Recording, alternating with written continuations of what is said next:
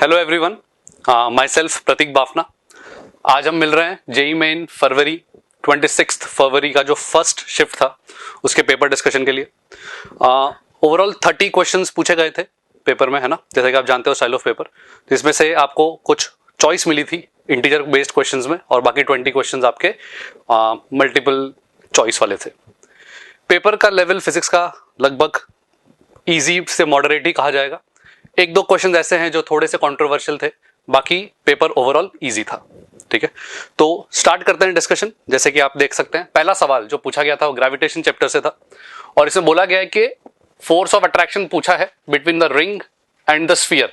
ठीक है, तो स्फीयर और रिंग के बीच में आपसे एक फोर्स ऑफ अट्रैक्शन पूछ रहा है और आपसे बोला गया है कि इन दोनों के बीच में जो डिस्टेंस है वो √8r डिस्टेंस दे रखा है और पूछा है आपसे बताओ कि कितना फोर्स ऑफ अट्रैक्शन होगा। तो ये बहुत ही फंडामेंटल बड़ा स्ट्रेट फॉरवर्ड सा क्वेश्चन है। तो चलिए स्टार्ट करते हैं। तो इसमें अपन क्या करेंगे, आपको पता है कि ये जो स्फीयर है वो दूसरी बॉडी के लिए, कोई एक्सटर्नल बॉडी के लिए एक पॉइंट मास की तरह बिहेव करता है। तो बस इसकी वजह से यहां पर आप ग्रेविटेशनल फील्ड लिख देंगे मल्टीप्लाई बाय इसका मास, दैट्स इट। क्वेश्चन बस इतना ही। तो एक रिंग की वजह से उसके एक्सिस पे ग्रेविटेशन फील्ड का फॉर्मूला क्या होता है, तो उसका फॉर्मूला अपन जानते हैं, that will be Gmx whole upon r² plus x² to the power 3/2। ये होता है इसकी वजह से इसकी ग्रेविटेशनल फील्ड का, जहां पर मैंने x क्या माना है, x मैंने बेसिकली मान लिया है इनके वो जो एक्सिस पे जो डिस्टेंस होता है उसको मैंने x माना है। ये फॉर्मूला बता रहा हूं और अगर मैं मल्टीप्लाई कर दूंगा दूसरे मास से तो ऑटोमेटिकली मुझे क्या मिल जाएगा, फोर्स ऑफ अट्रैक्शन। तो बस सिंपली यही फॉर्मूले पे बेस्ड क्वेश्चन है। एंड x की वैल्यू आपको कितनी दे रखी है, यहाँ पे x की वैल्यू दे रखी है आपको √8r। तो क्वेश्चन सीधे सीधे फॉर्मूला बेस्ड था। अगर आप x की जगह पे √8r डाल देते हो, है ना, और कैपिटल R आपको वैसे भी दे रखा है तो पूरा क्वेश्चन सॉल्व हो जाएगा। और जैसे कि अगर सब्स्टिट्यूट करते हैं तो देख लीजिए, तो therefore force is equal to, तो G कैपिटल M x हो गया आपका √8r, है ना, और डिनोमिनेटर में जैसे आप स्क्वायर करोगे तो ये 8r² पर 9r² बन जाएगा। तो उसका रूट लेते ही कितना बन जाएगा, 3r। तो 3r का होल क्यूब आ जाएगा। तो 3r का होल क्यूब हो गया, इसका मतलब √8/27 का फैक्टर आ जाएगा, एक r से r कट जाएगा और इस तरीके से आपका पहला क्वेश्चन का आंसर फोर्थ ऑप्शन हो जाएगा। चलिए नेक्स्ट क्वेश्चन की तरफ बढ़ते हैं। नेक्स्ट क्वेश्चन क्या था जरा देखें। अब नेक्स्ट क्वेश्चन कैपेसिटेंस पे बेस्ड है। कैपेसिटेंस दे रखा है सिस्टम में और बोला है कि दो कैपेसिटर का कॉम्बिनेशन है जहां पे C2 की वैल्यू C1 से बड़ी दी गई है और अगर इनको पैरेलल में लगाते हैं तो जो इक्विवेलेंट कैपेसिटेंस आता है, पैरेलल का जो इक्विवेलेंट कैपेसिटेंस आता है वो सीरीज के इक्विवेलेंट कैपेसिटेंस 15/4 है। इसका मतलब है C इक्विवेलेंट, अगर मैं बात करूं यहाँ पे C इक्विवेलेंट जो पैरेलल में होगा वो दे रखा है आपको 15/4 C इक्विवेलेंट जो कि सीरीज में होगा। ये डेटा आपको दे रखा है। तो पैरेलल में अपन क्या जानते हैं, क्या होता है फॉर्मूला, C1 + C2 और ये क्या हो जाएगा 15/4 और ये हो जाएगा C1 C2 whole upon C1 + C2। इस तरीके से आपका एक्सप्रेशन बन जाएगा। आपसे क्वेश्चन में पूछा ही C2/C1 गया है। अगर C2/C1 पूछा गया है तो आप चाहो तो आप मल्टीप्लाई कर सकते हो और फिर थोड़ा रीअरेंज कर सकते हैं। चलिए थोड़ा रीअरेंज करते हैं क्या बन रहा है यहाँ पे। तो C1 + C2 का होल स्क्वायर बन जाएगा देयरफॉर 4 और C1² + 2C1 C2 plus C2 का square is equal to 15 C1 C2। इस तरह का एक्सप्रेशन बनेगा। मैं आपको, वैसे तो मुझे पता है इस क्वेश्चन में क्या होने वाला है। एक्चुअली ये क्वेश्चन जेई मेन ने ड्रॉप कर दिया क्योंकि इसमें से कोई भी ऑप्शन मैच नहीं करेगा। अपन देख लेते हैं कि कैसे इसके अंदर एक अजीब सा आंसर आ जाएगा जो कि कोई भी ऑप्शन मैच नहीं करेगा, इनफैक्ट इमेजिनरी आंसर आ जाएगा। तो देखो जरा, इसको जरा सॉल्व करें अपन अगर, तो क्या इक्वेशन बन गई, 4C1² प्लस 8 आएगा, उधर जाएगा तो -C1 C2 plus 4C2² equal to 0। ठीक है, इसी इक्वेशन को मैं थोड़ा और मुझे क्योंकि अल्टीमेटली इंटरेस्ट किसमें है, C2/C1 में इंटरेस्ट है। अगर C2/C1 में इंटरेस्ट है तो मैं C2/C1 का फैक्टर क्रिएट कर देता हूं। तो उसके लिए मैं क्या करूं, पूरे एक्सप्रेशन को लेट से C1² से डिवाइड कर देते हैं। अगर पूरे एक्सप्रेशन को C1² से डिवाइड कर देते हैं तो आप देखो 4C2/C1 का होल स्क्वायर बनेगा, है ना, 4C2/C1 का होल स्क्वायर बन गया और यहां पर -7C2/C1 आ गया और यहां पर क्या रह जाएगा, +4 रह जाएगा, +4 इक्वल टू 0। ठीक है, तो क्या अपने को C2/C1 ही निकालना था, तो मैं C2/C1 को लेट से x मान लेता हूं, C2/C1 इक्वल टू x, ये लेट से मैंने अज्यूम कर लिया। तो देयरफॉर आपका एक्सप्रेशन बन गया 4x² - 7x + 4 इक्वल टू 0। ठीक है, अब यहां पर अगर आप x निकालने जाओगे, x निकालोगे तो क्या लिखोगे, 7 प्लस माइनस रूट डेल्टा। तो जब आप बी स्क्वायर माइनस 4ac करने बैठोगे तो 49 और माइनस करोगे तो this quantity will come out to be negative. ये क्वांटिटी नेगेटिव आ जाएगी। देखो 49 माइनस 16 होता 64, ये क्वांटिटी नेगेटिव आ गई। इसका मतलब है कि x इमेजिनरी आ गया। इसका मीनिंग क्या हुआ कि नॉट पॉसिबल, इसका कोई भी आंसर नहीं होगा। इस वजह से जेई मेन ने इस क्वेश्चन को बाद में ड्रॉप कर दिया और इस क्वेश्चन को उन्होंने मान लिया कि क्वेश्चन गलत है, तो कोई भी बच्चा इसको अटेम्प्ट करेगा तो उसका आंसर करेक्ट नहीं आएगा, तो क्वेश्चन इज ड्रॉप्ड। ठीक है, बाकी क्वेश्चन सिंपल था बट इन्होंने कुछ वैल्यूज ऐसी दे रखी है जिस वजह से आंसर नहीं आया। चलिए नेक्स्ट प्रॉब्लम की तरफ बढ़ते हैं। नेक्स्ट प्रॉब्लम देखिए क्या है। नेक्स्ट प्रॉब्लम बहुत ही आसान, मतलब सीधे सीधे यूनिट्स एंड डायमेंशन। आप नोटिस करोगे कि यूनिट्स डायमेंशन का इनफैक्ट हर जितने भी अटेम्प्ट में, मतलब जितने शिफ्ट्स थी, सब शिफ्ट में लगभग एक सवाल तो पूछा ही गया है। तो बहुत इजी और मोस्टली नेग्लेक्टेड चैप्टर रहता है ये, तो प्लीज थोड़ा फोकस बढ़ाओ इस चैप्टर पे, एकदम इजी मार्क्स आप ले सकते हो। तो देखो क्वेश्चन में क्या बोल रखा है कि कुछ वर्क डन की बात हो रही है और इसमें alpha square beta E to the power minus beta square by KT, इस तरह का एक्सप्रेशन है। आपसे अल्टीमेटली अल्फा और बीटा के, alpha and beta are constants, alpha के डायमेंशंस निकालना है। अब अल्फा के डायमेंशन निकालने होंगे तो आपको बीटा के डायमेंशन निकालने पड़ेंगे, और बीटा के डायमेंशन कहां से मिलेंगे, ई की पावर में, तो आप अपन जानते हैं। ठीक है, तो बीटा एक्स स्क्वायर अपॉन के टी, ये जो होगा क्या ये डायमेंशन लेस होना चाहिए, क्योंकि ये एक्सपोनेंशियल फंक्शन के ऊपर है। एक्सपोनेंशियल फंक्शन की सारी चीजें क्या होती है, डायमेंशन लेस। इसका मतलब है बीटा एक्स स्क्वायर का जो भी डायमेंशन होगा क्या वो केटी से मैच करना चाहिए।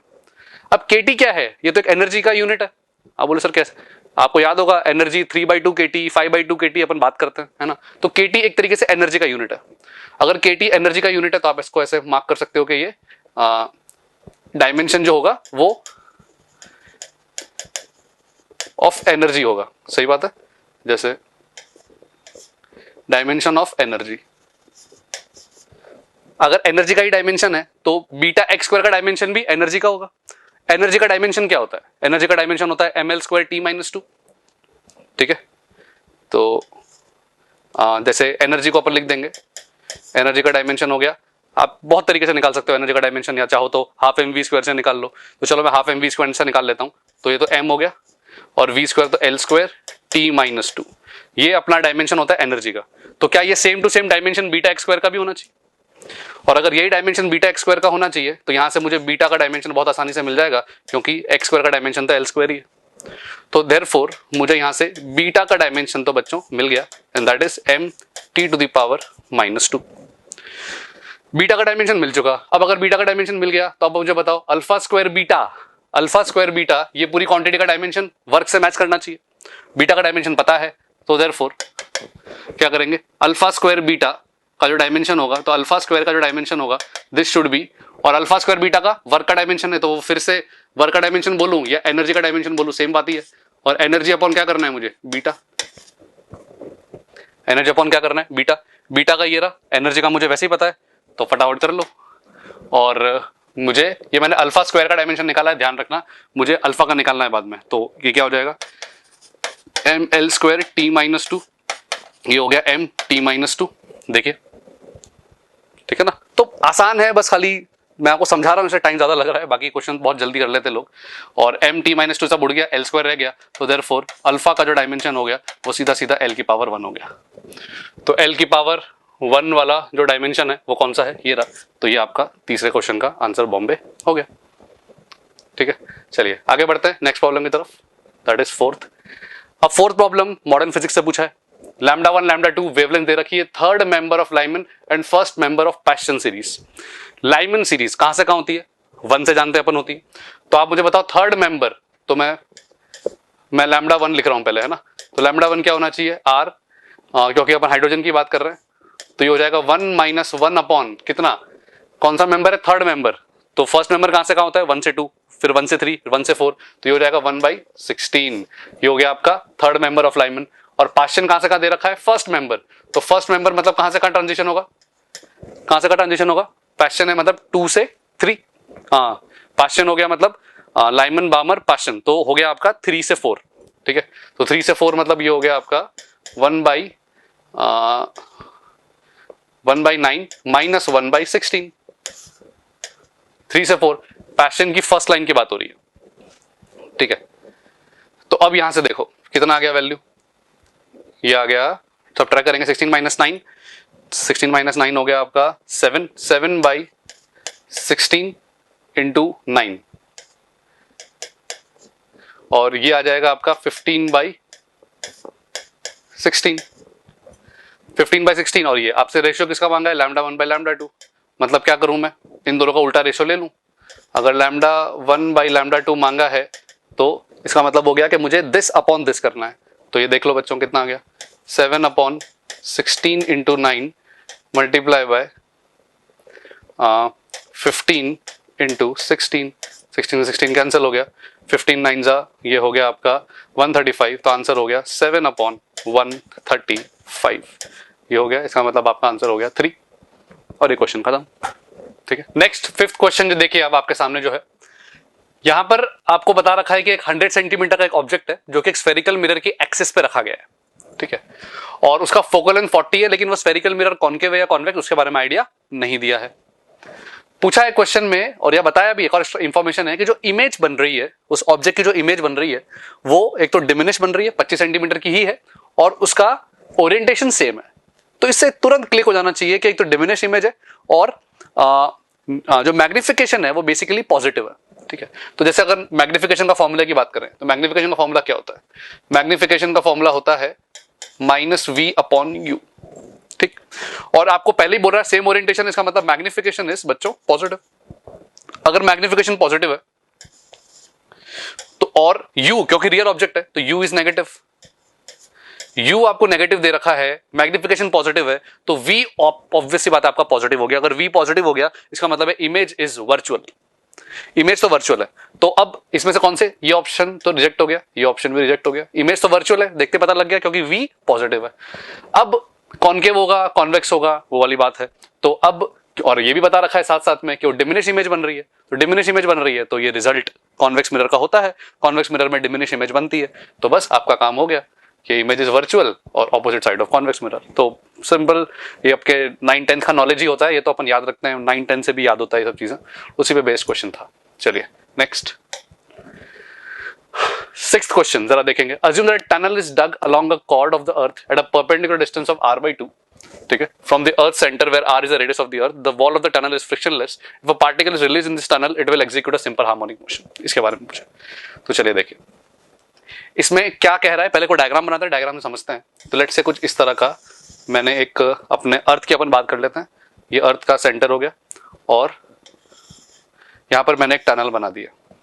ठीक है, टनल का डिस्टेंस बच्चों बता रखा है इन्होंने कितना है, r/2, यहां से r/2 पर है।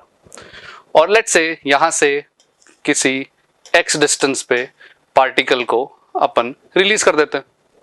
ठीक है, आपसे यही तो कह रहा है कि इस टनल में पार्टिकल को रिलीज कर दिया, तो बताओ वो सिंपल हार्मोनिक तो करेगा, उसका टाइम पीरियड कितना होगा। तो चलो मान लिया मैंने यहां से इसको रिलीज कर दिया, छोड़ दिया। अगर यहां से रिलीज करूंगा तो आपको पता है कि ग्रेविटेशन फोर्स लगेगा इस पे टूवर्ड सेंटर। ठीक है, और वो फॉर्मूला कितना होगा, तो वो फॉर्मूला होता है G(m(x) अपॉन r³। सॉरी यहां पर x नहीं होगा, एज यू कैन सी यहां पर y होगा, है ना। क्यों y होगा, आप बोलोगे सर y क्या हो गया इसमें, तो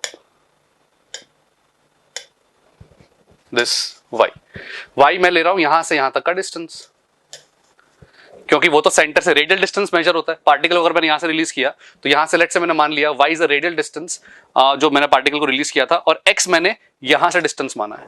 पर सर यहां से क्यों माना, क्योंकि मुझे पता है कि अगर इसने ऑसिलेशन करना है तो वो यहीं से इसका इक्विलिब्रियम होगा। इस, आप जरा सोचो ना, इस कॉर्ड में अगर पार्टिकल ने ऑसिलेशन करना है तो वो किसी इक्विलिब्रियम पोजीशन का अबाउट करेगा, और इक्विलिब्रियम पोजीशन का मतलब क्या होता है, इक्विलिब्रियम पोजीशन का मतलब जहां पर इस डायरेक्शन में कोई फोर्स ना हो।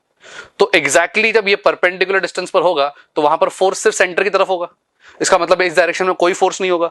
इसका मतलब है बाय डिफॉल्ट यही पोजीशन आपकी इक्विलिब्रियम पोजीशन होनी चाहिए। अगर इक्विलिब्रियम पोजीशन है तो अब मुझे करना क्या होता है, सिंपल हार्मोनिक कैसे पता लगाते हैं, सेंटर मतलब जो अपना इक्विलिब्रियम पोजीशन होता है उसकी तरफ रिजल्टेंट फोर्स लिखेंगे। तो इसकी तरफ रिजल्टेंट फोर्स कितना आएगा, तो रिजल्टेंट फोर्स लिखेंगे F रिजल्टेंट, जहां से मैंने रिलीज किया वहीं से बोल रहा हूं, यहां से मैंने रिलीज कर दिया, F रिजल्टेंट कितना आएगा, तो यही जो फोर्स है जो लग रहा है इस पे। तो इसको लेट से मैंने अगर F बोल दिया तो क्या आप समझ पा रहे हो, इसको अगर मैंने एंगल थीटा माना तो F रिजल्टेंट होना चाहिए टुवर्ड्स इक्विलिब्रियम, वो कितना होना चाहिए F cos थीटा। ये होना चाहिए एफ कॉस थीटा, ठीक है। और कॉस थीटा की वैल्यू कितनी आएगी, देखो इस ट्राइंगल में कॉस थीटा आ जाएगा एक्स अपॉन वाई, कितना आ जाएगा एक्स अपॉन वाई। तो ये बन गया आपका G M M X upon R cube, और कॉस थीटा बन गया सॉरी ये एक्स नहीं आएगा वापस, Y, Y upon R cube, और अंदर आ जाएगा यहाँ पे X upon Y, cos theta की जगह वैल्यू डाल दी तो वाई से वाई कैंसिल हो गया, और आप देखोगे पूरा expression G M M by R cube into X, ये आपका एफ रिजल्टेंट आ गया। अगर ये एफ रिजल्टेंट है, ये एफ रिजल्टेंट है, तो G M by R square क्या होता है, स्मॉल जी के बराबर। तो ये एक्सप्रेशन बन गया M G by R into X. तो टाइम पीरियड कितना हो गया, टाइम पीरियड हो गया 2 pi under root M by K होता है, तो ये पूरा एक्सप्रेशन के है, तो M upon M G by R, तो यहां से टाइम पीरियड आ गया आपका, आर ऊपर चला जाएगा 2 pi under root R by G, ठीक है। तो इस तरीके से आप प्रॉब्लम कर सकते हो। तो ये थोड़ा सा ठीक है, मतलब नॉर्मल सा क्वेश्चन है ग्रेविटेशन का। चलिए आगे बढ़ते हैं। नेक्स्ट प्रॉब्लम क्या है, नेक्स्ट प्रॉब्लम ऑल्टरनेटिंग करंट दे रखा है I1 sin omega T, I2 cos omega T, और आरएमएस करंट के बारे में आपसे वैल्यू मांग रहा है, आरएमएस करंट की वैल्यू क्या होगी।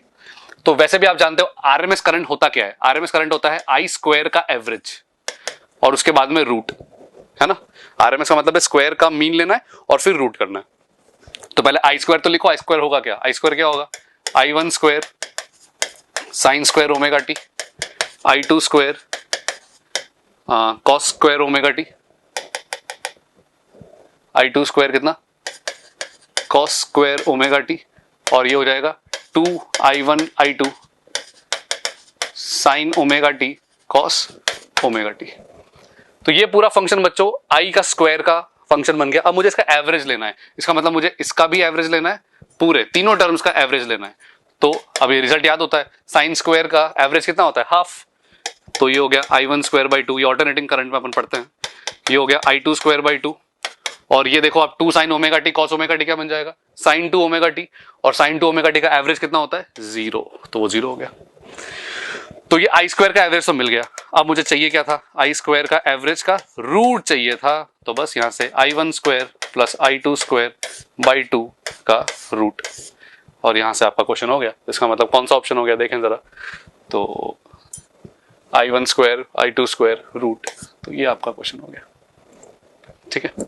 तो चलिए ये आपका 7th क्वेश्चन हुआ। Next, the normal density of a material is rho and its bulk modulus of elasticity is K, ठीक है, इलास्टिसिटी का सवाल है। और magnitude of increase in density of material when a pressure P is applied, ठीक है। तो अगर देखो यार, आपको जैसे ही बल्क मॉडुलस देता है तो आपको तो दिमाग में एक फॉर्मूला तो आ ही जाना चाहिए, वो क्या कि बल्क मॉडुलस का फॉर्मूला आप लिख ही लो।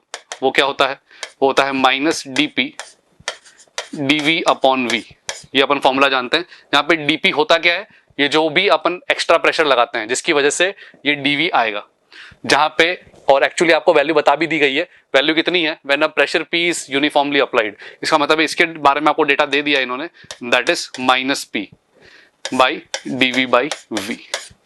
तो therefore dV by V is equal to minus of P by K। अभी तक आपको इतना पता है, लेकिन प्रॉब्लम क्या है, आपको dV बाई V के बारे में इंफॉर्मेशन नहीं है, डेंसिटी के बारे में इंफॉर्मेशन है। तो कोई नहीं, आपको एक चीज तो पता ही है, mass equal to density into volume होता है, mass equal to density into volume होता है। और क्या बॉडी का मास कांस्टेंट है, बिल्कुल है। तो अगर मैं यहां से इसको लॉग लेकर डिफरेंशिएट कर देता हूं तो यहां से मुझे मिलेगा dm upon m is equal to d rho upon rho plus dv upon v। मैंने क्या किया, दोनों तरफ लॉग ले लिया और डिफरेंशिएट कर दिया, और ये तो 0 हो जाएगा क्योंकि मास तो कांस्टेंट है।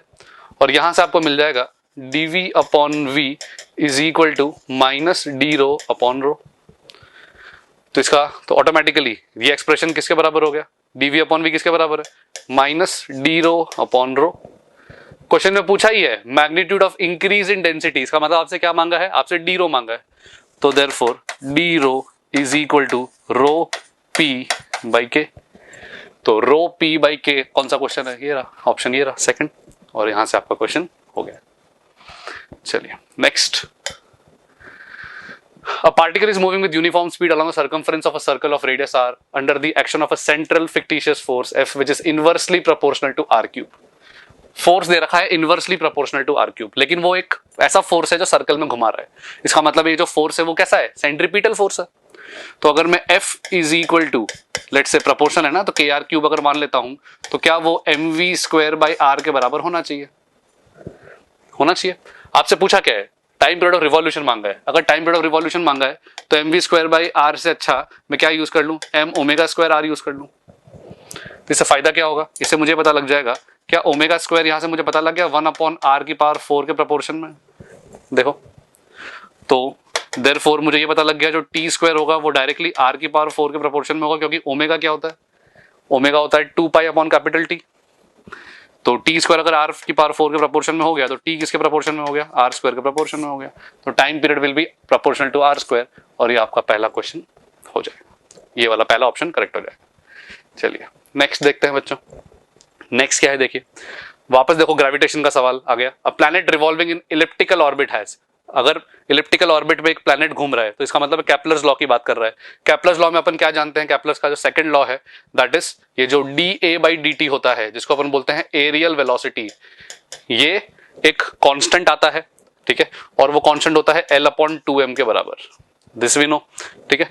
तो कई बच्चों को ऐसा लगता है कि सर तो इसमें ये क्वेश्चन हो जाना चाहिए था क्योंकि एंगुलर मोमेंटम mvr होता है। तो बच्चों हमेशा ध्यान रखो ऐसे क्वेश्चंस पास्ट में भी पूछे गए हैं, है ना, ओलंपियाड के जो स्टेज 1 के पेपर होते हैं उसमें भी ऐसे सवाल पूछे गए हैं। प्रोपोर्शनलिटी कभी भी सिंगल वेरिएबल में डिफाइन नहीं की जाती। जैसे मान लो कि मैं कोई क्वांटिटी की बात करता हूँ, जैसे पीवी इक्वल टू एनआरटी है, पीवी इक्वल टू एनआरटी है, तो क्या बच्चों आप ये कह सकते हो कि pressure is inversely proportional to volume या pressure is directly proportional temperature? नहीं, जब 3 वेरिएबल्स हैं, है ना, तो आप ऐसा किसी एक वेरिएबल के फॉर्म में आप डिस्क्राइब नहीं कर सकते कभी भी सिचुएशन को, आपको सारे वेरिएबल एक्सप्लेन करने पड़ेंगे। तो मुझे कहना पड़ेगा जो एरियल स्पीड है वो वेलोसिटी और डिस्टेंस, वेलोसिटी और रेडियस जो डिस्टेंस होगा उसके प्रोडक्ट के प्रोपोर्शनल है। इंडिविजुअली वेलोसिटी के प्रोपोर्शन में नहीं होती, इंडिविजुअली रेडियस के प्रोपोर्शन में नहीं होती, और इस वजह से काफी लोग ये सवाल गलत करके आए हैं और आपको दिख रहा है बस, और ये कॉन्स्टेंट होता है। तो इसमें सबसे बेस्ट ऑप्शन है चौथा ऑप्शन जो ई दे रखा है, it follows a trajectory such that the aerial velocity is constant. dA/dt will always be a constant because angular momentum is conserved, ठीक है। तो angular momentum conserve है तो aerial velocity, ये जो dA/dt इसी को aerial velocity बोलते हैं, और ये constant रहनी चाहिए, है ना। अब इसमें जैसे इनवर्सली प्रोपोर्शनल ये तो गलत ही है। कई बच्चों को लगता है कि सर सी भी तो हो सकता है, सी गलत है, बस मैं ये समझा रहा हूं क्योंकि सिर्फ वो वेलोसिटी के प्रोपोर्शन में नहीं है, वेलोसिटी और जो बोलते हैं डिस्टेंस इसके प्रोडक्ट के प्रोपोर्शन में है, इस वजह से ये ऑप्शन गलत हो जाता है, ठीक है। तो यहां से आपका आंसर 4 हो गया, दैट्स इट, ये 10th question done. Moving on 11th question देखेंगे। 11th क्वेश्चन आपके सेंटर ऑफ मास चैप्टर का है, कोलिजन चैप्टर का है। इसमें दो बॉडीज की बात की गई है, एक का मास बहुत ज्यादा है, दूसरे का मास बहुत कम है, और उसमें कोलिजन कराया गया है और दो स्टेटमेंट रखे गए और बताया, इसमें पूछा है कि बताओ ये सही करेक्ट एक्सप्लेनेशन है या नहीं है, और ऐसी बहुत सारी बातें। तो चलिए, body P having mass M, तो एक कैपिटल एम मास का एक बॉडी बना लेते हैं जिसका नाम पी है, और ये अल्टीमेटली यू की स्पीड से जा रहा है, और ये इस बॉडी को कोलाइड करेगा जिसका मास एम है, और इसको क्यू बोल दिया गया, ठीक है। को और कह दिया है कि कैपिटल एम जो है वो स्मॉल एम से बहुत बड़ा है, ये डेटा अपने पास ऑलरेडी नोन है। और टक्कर के बाद क्या होगा, ठीक है, ये भी कहा है कि साथ साथ में इलास्टिक कोलिजन होगा, है ना। तो बहुत सारी इंफॉर्मेशन दे दी गई है, आपसे सिर्फ इतना कहा है कि बताओ जो मैक्सिमम स्पीड आएगी कोलिजन के बाद में वो क्या 2u आएगी क्या, अगर कैपिटल एम मास से बहुत बड़ा है तो, और वो बिल्कुल लॉजिकल है। देखो जरा, टक्कर के बाद क्या होगा, मान लेता हूं कि ये जो कैपिटल एम है इसके पास स्पीड कुछ v1 आ जाती है आफ्टर कोलिजन, और इसके पास स्पीड कुछ v2 आ जाती है, ठीक है। तो मोमेंटम कंजर्वेशन होता ही है, कोलिजन में बिल्कुल होगा, तो मोमेंटम कंजर्वेशन कर लेते हैं। तो इनिशियली मोमेंटम कितना था, देखो कैपिटल एम यू कितना था, एम यू, और आफ्टर कोलिजन कितना था, capital M v1 plus small M v2। अपना टास्क क्या है, अपने को v2 निकालना है अल्टीमेटली। और दूसरा अप्रोच और सेपरेशन, क्योंकि e का वैल्यू कोएफिशिएंट ऑफ रेस्टिट्यूशन 1 है, तो e इक्वल टू 1 की मतलब है सेपरेशन और अप्रोच। अप्रोच कितना है u, और सेपरेशन कितना है v2 माइनस v1, तो दिस वी नो। तो बस, तो यहां से आपको वैसे भी v2 का वैल्यू निकालना है तो v1 की जगह सब्स्टिट्यूट कर सकते हो। v1 की जगह क्या आ जाएगा, v1 की जगह आ जाएगा v2 माइनस u, तो therefore m u m v2 minus u plus m into v2। तो यहां से बच्चों आप देखोगे v2 का जो वैल्यू आएगा, देखो जरा, v2 का वैल्यू आ जाएगा, उधर चला जाएगा तो ये बन जाएगा 2mu whole upon m plus M, इस तरह का आपका V2 का वैल्यू आ गया। अब जरा खुद सोचो, क्या कैपिटल M दे रखा है ना, कैपिटल M स्मॉल m से बहुत बड़ा है, अगर क्या जब कैपिटल M स्मॉल m से बहुत बड़ा होगा, क्या उस केस में ये V2 मैक्सिमम हो जाएगा?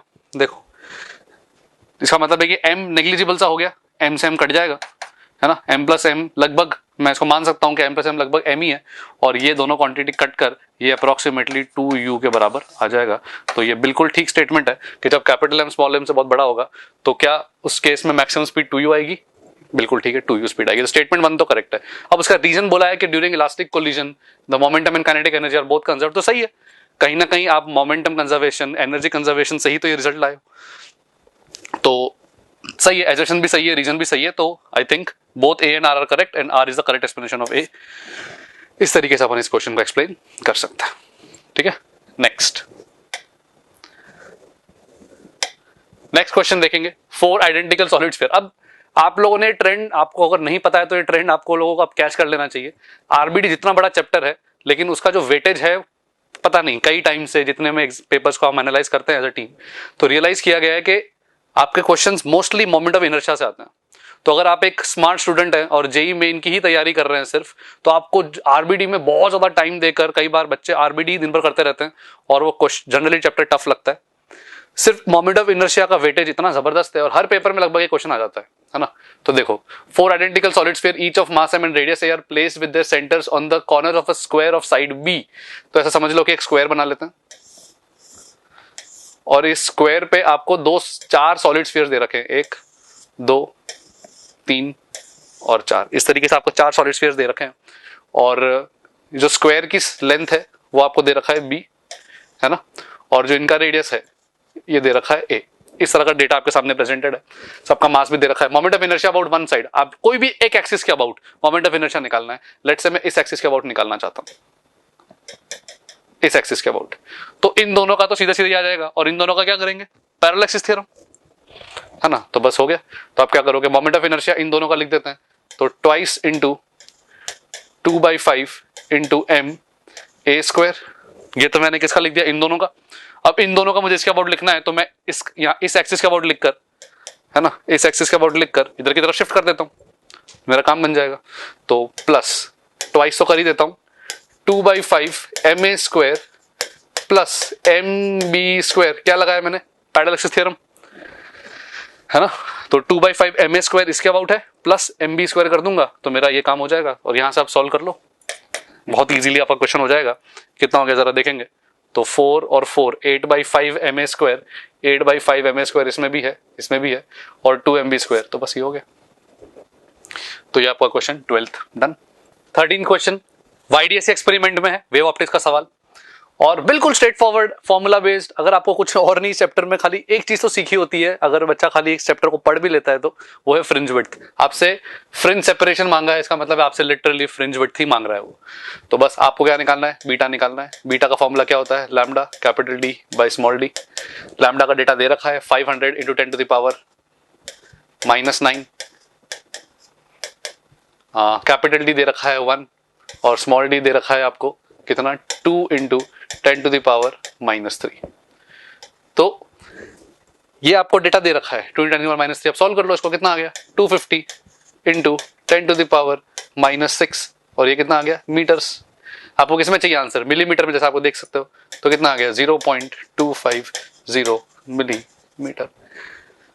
तो आपका आंसर हो गया पहला वाला ऑप्शन, खत्म, बस यही था, इतना ही, ठीक है। नेक्स्ट देखिए, इलेक्ट्रिक फील्ड पूछिए पी पॉइंट पे, ये एक वायर दे रखा है ना, और उसके यूनिफॉर्म और परपेंडिकुलर बाइसेक्टर पे एक पॉइंट लगा। वापस अगेन सिंपल इलेक्ट्रोस्टैटिक्स का फॉर्मूला बेस्ड क्वेश्चन।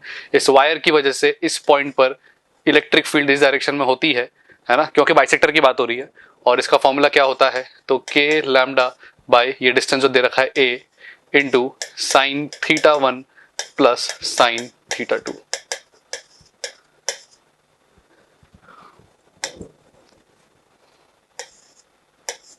ये आपका फॉर्मूला बच्चों, इतना ही है। अब जैसे θ1 θ2 निकालना है, θ1 θ2 क्या होता है, θ1 θ2 ये होता है,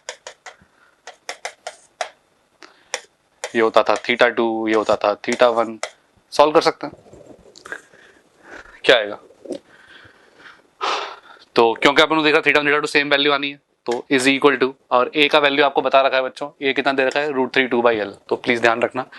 और क्या डेटा दे रखा है आपके सारे ऑप्शन में 4 पाई एप्सिलॉन है, तो ठीक है वो ले लेते हैं 1/4 pi epsilon not.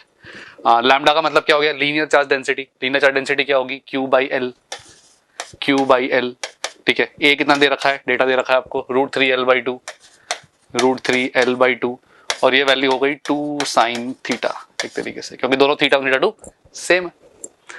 Sine theta की वैल्यू कैसे मिलेगी, तो साइन थीटा की वैल्यू आपको इस सिस्टम में दिख जाएगी, जैसे साइन थीटा कितना आ जाएगा, ये लाइन कितना हो गया L/2, और ये कितना हो जाएगा L², और ये L²/A², ऐसा अपन जोड़ लेंगे। तो एक काम कर लेते हैं, मैं पहले tan थीटा की वैल्यू निकाल लेता हूँ सबसे बेस्ट, ठीक है। tan थीटा कितना है L/2/A, tan थीटा है L/2A, ठीक है। A का वैल्यू वैसे ही पता है √3L/2, √3L/2, तो क्या बच गया, क्या यहाँ पर आपको 1/√3 की वैल्यू मिल गई। इसका मतलब है थीटा कितना पता लग गया 30 डिग्री, ठीक है। थीटा 30 डिग्री पता लग गया, इसमें वैल्यू डाल दो, तो 1/2 हो जाएगा, 2 से 2 कट जाएगा, तो एक्सप्रेशन देखो क्या बन गया, तो ये 1/2 हो गया, 2 से 2 कट जाएगा, ऊपर चला जाएगा 2, नीचे रह जाएगा 2, तो देयरफॉर यही वैल्यू में नीचे आ जाएगा 2√3L², 2√3L² वाला ऑप्शन हो गया। तो देख लिए 2√3L² वाला ऑप्शन कौन सा है, ये रहा, ये आपका आंसर आ गया। बस थीटा को 30 डिग्री में सब्स्टिट्यूट कर दो, और नीचे आप देखो 2 ऊपर जाएगा, 2 एप्सिलॉन आ जाएगा, 2√3 का डिनोमिनेटर है, तो जिस ऑप्शन में 2√3 का डिनोमिनेटर दिख रहा है ऑप्शन नंबर 3, तो बस यहाँ से क्वेश्चन हो गया। चलिए नेक्स्ट क्वेश्चन की तरफ बढ़ते हैं। नेक्स्ट है, if 2 similar springs each of spring constant K1 and K2, है ना, spring constant K1 are joined in series, the new spring constant and time period, if two similar springs of spring constant, ठीक है, अपन दोनों similar springs ही हैं, spring constant K ही दे रखा है, are joined in series, the new spring constant and time period would changed by a factor, ठीक है। तो जैसे मान लेते हैं, एक काम करते हैं कि पहले जो स्प्रिंग कांस्टेंट था वो कितना था, लेट्स से मान लेता हूं कि K था। अब अगर मैं 2 स्प्रिंग्स को सीरीज में लगा दूंगा, ठीक है, K हो गया और K हो गया, तो आप जानते हो जो K इक्विवेलेंट होता है इस केस में वो कितना होता है K/2, जो सीरीज होता है तो उसमें अपन फॉर्मूला K1 K2 अपन K1 + K2 वाला लगाते हैं, ठीक है। तो यहां से आपका K इक्विवेलेंट जो आ गया, जो नया आ गया K, वो कितना आ गया K/2, तो बोला है the new spring constant would change bye a factor, और टाइम पीरियड के बारे में भी पूछा है। टाइम पीरियड क्या होता है, टाइम पीरियड किस पर डिपेंड करता है, time period is inversely proportional to, time period is inversely proportional to √K, ठीक है ना। तो इसका मतलब अगर मैं आपको ये बोलूं कि T2/T1, क्या बोल रहा हूं T2/T1 अगर मैं बोलूंगा, तो क्या ऑटोमेटिकली ये हो जाना चाहिए K2, हाँ सॉरी K1/K2, K1/K2 का रूट। तो देखो, तो जो T2/T1 का रेशियो, अब K2 कितना आ गया, जो नया K आया है वो कितना आया K/2, तो क्या है सीधा सीधा √2 का फैक्टर आ गया। तो जो टाइम पीरियड है क्या वो √2 के फैक्टर से चेंज हो गया, बिल्कुल ठीक। तो टाइम पीरियड आ गया √2 का फैक्टर, और जो तुम्हारा स्प्रिंग कांस्टेंट है जो K इक्विवेलेंट जो आया है, तो वो कितना आ गया हाफ का फैक्टर। तो ये आपका 15 का पहला सवाल, सिंपल स्प्रिंग के सीरीज पैरेलल वाले प्रॉब्लम जो फॉर्मूला बेस्ड होता है उस पर बेस्ड क्वेश्चन था। चलिए आगे बढ़े, नेक्स्ट आप देख सकते हैं, इस बार हीट ट्रांसफर का सवाल है। 2 रेजिस्टर्स हैं जो आपस में इस तरीके से कनेक्टेड है, ये पूरा जो एंड है उसको θ2 टेम्परेचर पे मेंटेन किया हुआ है, नीचे वाले को θ1 टेम्परेचर पे मेंटेन किया है। ये 2 थर्मल रेजिस्टर्स हैं, और आपसे बोला है कि इस थीटा की वैल्यू क्या होगी, ये क्वेश्चन में पूछा है। तो क्या करेंगे आप बताएं कि अगर ये सिस्टम, अगर अपन बोलते हैं स्टेडी स्टेट में है, तो जितना करंट यहां से पास होगा क्या उतना ही करंट यहां से पास हो रहा होगा, है ना। तो करंट को अपन इक्वेट कर देते हैं, तो करंट को इक्वेट कैसे करेंगे, तो लिख सकता हूं मैं θ1 - θ upon R1 should be equal to θ - θ2 upon R2, delta T upon R thermal, जो फॉर्मूला अपन जानते हैं। तो बस हो गया बच्चों, इतना ही है, क्रॉस मल्टीप्लाई कर लो, कितना मिला θ1 R2 minus θ R2 is equal to θ R1 minus θ2 R1।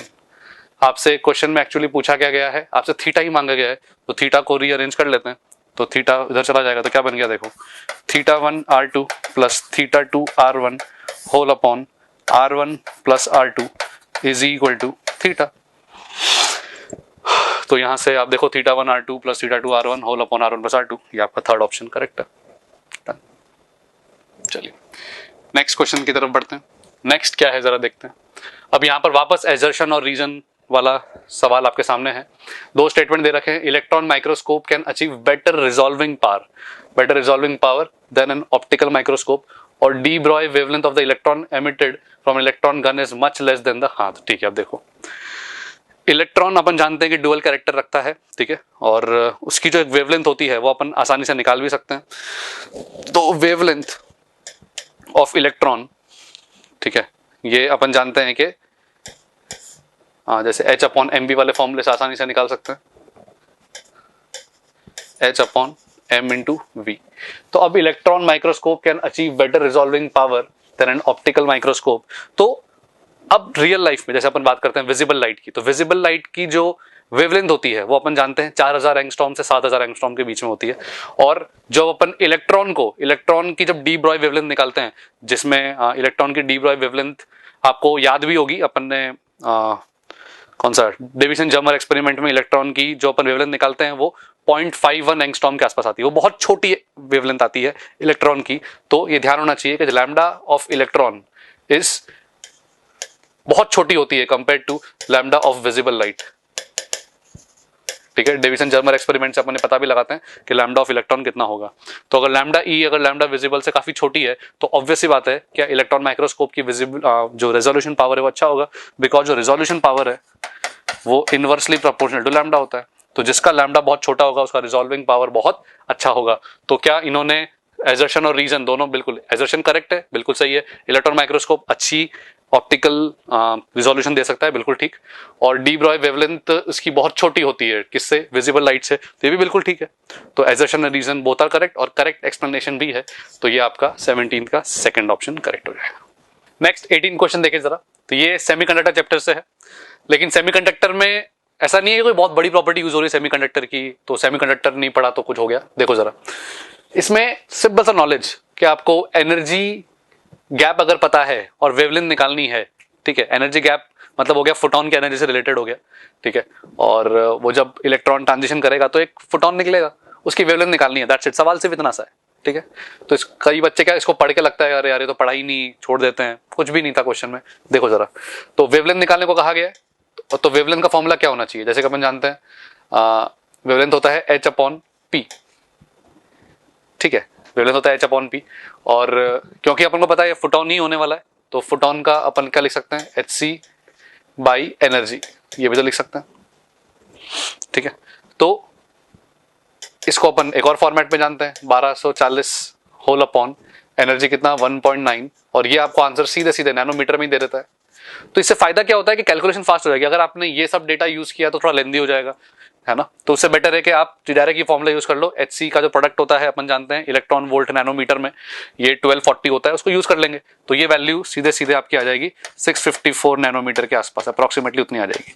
तो ये तो बात पता लग गई कि 654 आएगा। अब ऑरेंज कलर आएगा कि रेड कलर आएगा, अब इसमें कंफ्यूजन होता है, ठीक है। तो अब जिस बच्चे को थोड़ा डेटा याद है कि यार जो 650 प्लस से 650 या इनफैक्ट 640 प्लस वाली जो वेवलेंस होती है वो उनको हम रेड कलर में कैटेगराइज करते हैं। ऑरेंज कलर जो होता है वो एक्चुअली 600 के आसपास का कलर माना जाता है, और ये 654 आ रहा है तो मोर ऑफ ये रेड कलर है। इनफैक्ट रेड का बड़ा जोन होता है, 640 का बोला 620 से 700 तक का पूरा कलर का जो जोन होता है वो रेड माना जाता है, इसलिए अपन रेड कलर के साथ जाएंगे और इसको अपन रिजेक्ट कर देंगे। तो 654 and red colour will be your answer. ये एनसीईआरटी में डायरेक्ट ये जो स्टैंडर्ड ये जो आपका सेमीकंडक्टर है इसका डायरेक्ट रिजल्ट भी लिखा हुआ है, तो आप वैसे भी याद रख सकते थे कि रेड कलर ही आएगा, और जिसको रेड कलर याद होगा तो उसको तो वैसे ही पता लग गया कि ये दोनों वेवलेंथ तो आ ही नहीं सकती क्योंकि वो तो विजिबल रेंज में लाई नहीं कर रहा, तो डायरेक्ट भी आंसर कोई बच्चा लिख सकता था चाहता तो। चलिए ये हुआ 18th। नेक्स्ट क्वेश्चन की तरफ बढ़ते हैं। नेक्स्ट है 19th, और ये क्वेश्चन है आपका सरफेस टेंशन पे बेस्ड है ना। अब इसमें बोला large number of water drops of each of radius R combined to have a drop of radius capital R. तो बड़ा सा कैपिटल आर का एक बड़ा सा स्फीयर बना लिया, बहुत सारे छोटे छोटे छोटे ड्रॉप्स है, इसका मतलब n into 4/3 pi small r cube is equal to एक बड़ा सा स्फीयर बन गया 4/3 पाई कैपिटल R क्यूब। तो यहां से एक तो वॉल्यूम कंजर्व करते ही मुझे r पता लग गया, n to the power 1/3 into small r। ये तो मुझे वॉल्यूम कंजर्वेशन करके पता लग गया। अब बोला है कि अगर जब ये कॉम्बिनेशन होगा तो क्या उसकी वजह से कुछ हीट रिलीज होगी, है ना। और वो बोला है कि बताओ कितना राइज इन हीट एनर्जी होगा पर यूनिट वॉल्यूम, और उसके कुछ 4 ऑप्शन आपको दे रखे। तो चलिए, तो पहले तो आप जो भी सरफेस एरिया में, आपको पता है कि सरफेस टेंशन में जो भी एरिया में चेंज होता है, सरफेस एरिया में जो चेंज होता है वही एनर्जी है जो अल्टीमेटली हीट में कन्वर्ट होने वाली है। तो चेंज इन सरफेस एरिया या चेंज इन सरफेस एनर्जी अगर आप ये लिखोगे तो वो हो जाएगा T इंटू इनिशियली जो भी था SI minus SF, surface area initial minus final. तो सरफेस टेंशन आपको वैसे भी कैपिटल T दे रखा है, इनिशियली कितना था 4 पाई R square minus into n कर देते हैं, multiply by n minus 4 pi capital R का स्क्वायर। ये मुझे पता है कि पहले इतना सरफेस एरिया था, बाद का सरफेस एरिया इतना है। चलिए, तो ये तो अपन, और ये रेशियो अपन को पता है, ठीक है ना, आर स्क्वायर का रेशियो, वो सब अपन चलो बाद में यूज कर लेंगे। अभी के लिए मैंने सरफेस एनर्जी का ये एक्सप्रेशन लिख दिया। और क्या यही है सरफेस एनर्जी का एक्सप्रेशन जो अल्टीमेटली हीट एनर्जी में कन्वर्ट होगा, ठीक है। अब क्योंकि इन्होंने मैकेनिकल इक्विवेलेंट ऑफ हीट दे रखा है कैपिटल J, इसका मतलब है कि आपको J इक्वल टू WH वाला जो फॉर्मूला है, W इक्वल टू JH वाला फॉर्मूला है, उसके हिसाब से आपको हीट एनर्जी निकालनी है in terms of mechanical heat constant. तो अगर मुझे हीट के बराबर लेके जाना है तो इस पूरे एक्सप्रेशन को मैं J से डिवाइड करूंगा और वहां से मेरा आंसर आएगा। तो हीट ये आ जाएगा सीधा सीधा T इंटू 4 पाई, इसको मैंने बाहर निकाल लिया, तो N into small r square minus capital R square whole upon J।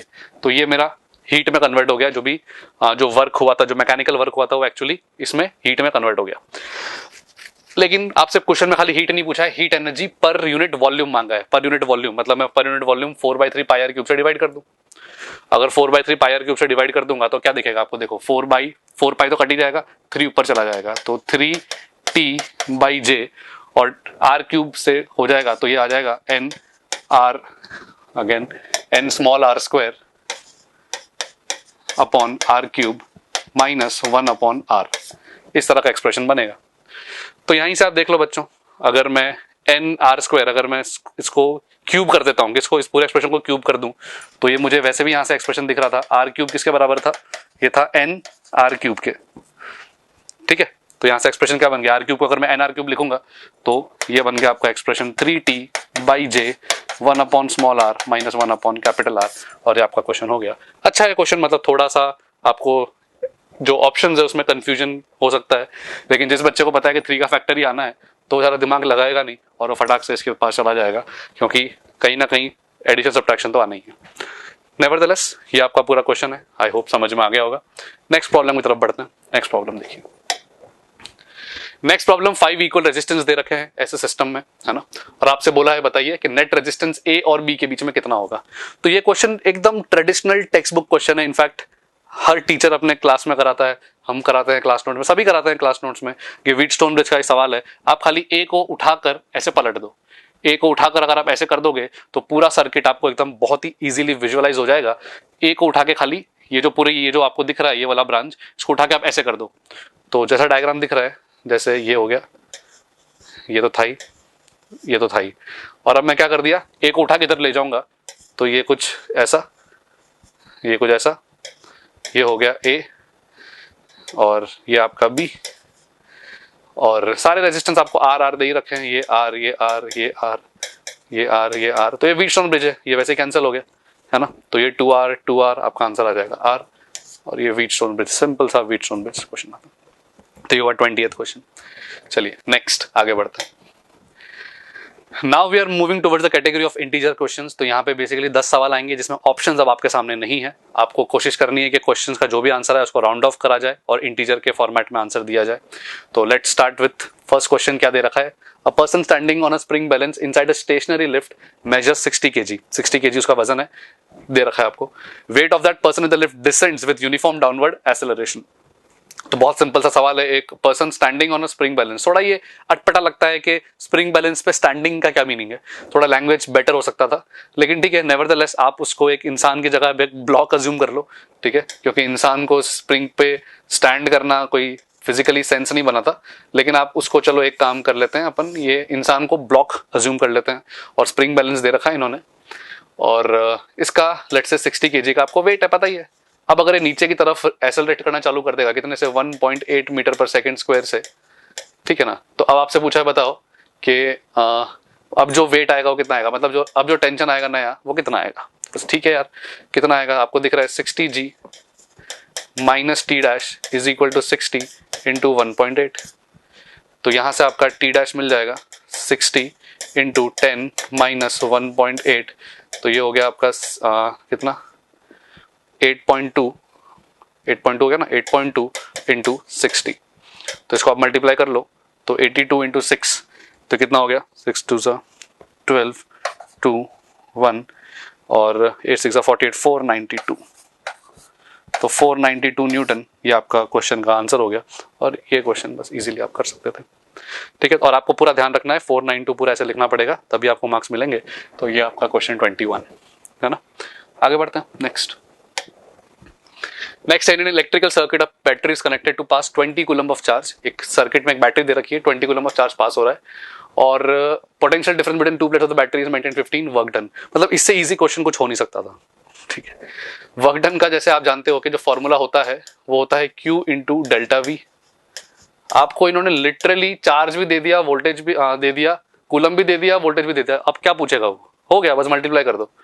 तो 20 इंटू 15, अब तब भी बच्चा अगर नहीं करता है तो फिर अब जेई मेन वाले भी यही बोलेंगे भाई अब इससे ज्यादा इजी तो क्या करें, है ना। 15 इंटू हो गया 300 जूल, और ये आपका वर्क है 22, खत्म, इतना ही था, है ना। चलिए नेक्स्ट क्वेश्चन की तरफ बढ़ते हैं। नेक्स्ट 23, ये आपका आ गया सेमीकंडक्टर से सवाल, और सेमीकंडक्टर में भी जो सबसे गंदा पोर्शन होता है ट्रांजिस्टर, वहां से सवाल नहीं पूछे। आप देखो डायोड्स जो थोड़ा इजी पोर्शन माना जाता है वहां से सवाल पूछा गया है।